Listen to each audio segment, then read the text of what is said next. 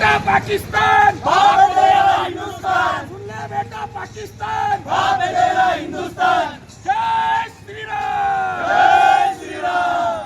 भारत माता की जय, भारत माता की जय, हर हर महादेव, हर हर महादेव। जय छत्रपती श्री शिवाजी महाराज की जय, धर्मवीर छत्रपती श्री संभाजी महाराज की जय, भारत माता की जय, जय।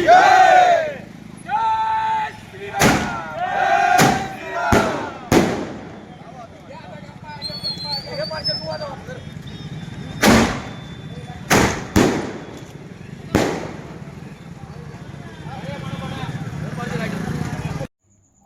भारतीय महिलांचं सिंदूर पुढील अनेक वर्ष उडवणार जिहाद्यांची झोप.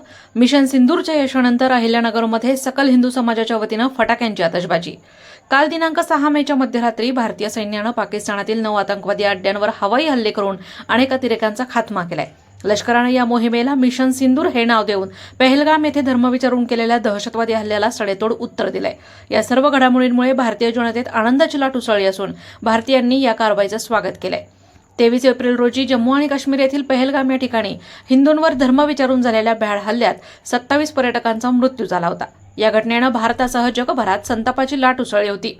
दहशतवादाविरोधात कडक पावलं उचलण्याचं सुतोवाच पंतप्रधान नरेंद्र मोदी यांनी केलं होतं. त्या पार्श्वभूमीवर काल मध्यरात्री भारतीय सैन्यानं पाकिस्तानातील आतंकवादी अड्ड्यांवर हवाई हल्ले करून अनेक अतिरेक्यांचा खात्मा केलाय. लष्कराच्या मिशन सिंदूरच्या यशानंतर अहिल्यानगर येथे सकल हिंदू समाजाच्या वतीने फटाक्यांची आतषबाजी करण्यात आली. पाकिस्तानवरील हल्ल्यांमुळे पहलगामचा बदला घेतला गेल्याचा आनंद यावेळी प्रत्येकाच्या चेहऱ्यावर झळकत होता. छत्रपती शिवाजी महाराजांच्या मूर्तीजवळ संध्याकाळी तरुणांनी एकत्र येत फटाक्यांची आतषबाजी केली आणि जोरदार घोषणाबाजीही केली. यावेळी तरुण मोठ्या संख्येनं उपस्थित होते. प्रतिनिधी दीपक कासवा, अहिल्यानगर. माता की जय। सुन ले बेटा पाकिस्तान, भाग तेरा हिंदुस्तान, सुन ले बेटा पाकिस्तान, भाग तेरा हिंदुस्तान। जय।